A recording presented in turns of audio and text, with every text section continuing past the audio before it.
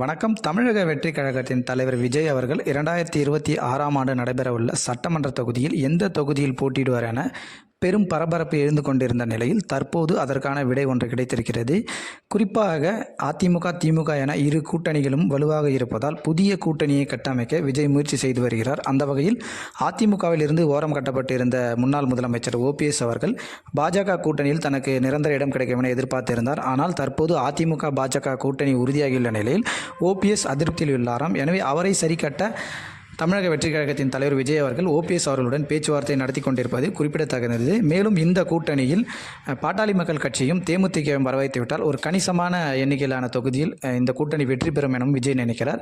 அந்த வகையில் OPS மற்றும் பாமக, தேமுதிகவுடன் விஜய் தரப்பு பேச்சுவார்த்தை நடத்தி வருகிறது.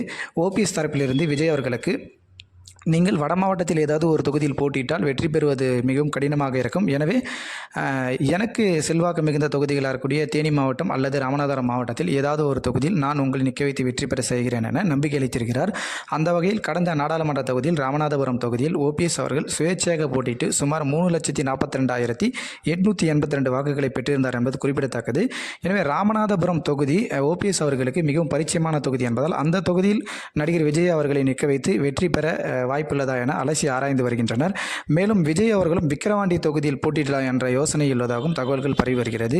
எனவே இந்த கூட்டணி ஒருவேளை உருவாகும் பட்சத்தில் அது அதிமுக மற்றும் திமுகவுக்கு மிகப்பெரிய மாற்றாக இருக்கும் என சமூக ஆர்வலர்கள் கருதி வருகின்றனர். தொடர்ந்து அரசியல் சார்ந்த செய்திகளை பதிவேற்றி வரும் நம்முடைய சேனலுக்கு ஆதரவு அளிக்க நினைக்கிற நண்பர்கள் சேனலை சப்ஸ்கிரைப் செய்யுமாறு அன்போடு கேட்டுக்கொள்கிறோம். நன்றி, வணக்கம்.